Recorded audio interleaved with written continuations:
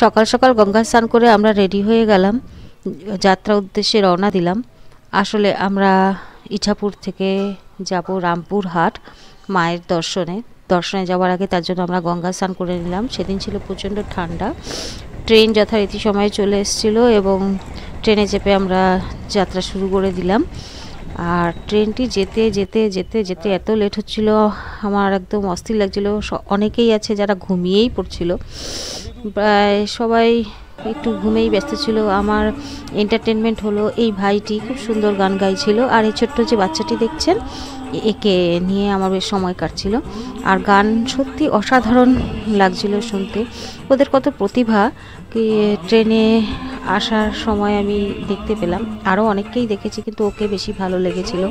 এই ভাইটি স্বভাবে মিষ্টি, সুন্দর কথা বলে, খুব ভালো লেগেছিল। আমার বরমশাইটিও খুব ক্লান্ত হয়ে গেছে, ও ভাবছিল যে আর কতক্ষণে পৌঁছাবো। আমি তো প্রচণ্ডই ক্লান্ত হতে হতে আমি মানে কি করব আমি বুঝেই পারছিলাম না।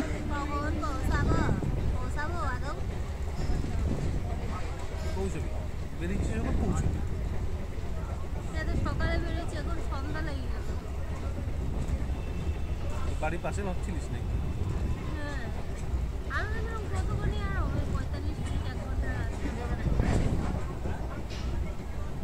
যাক, প্রতীক্ষার অবসান হয়ে আমরা রামপুরহাট পৌঁছে গেলাম। এবার ছিল পুজো দেওয়ার পালা,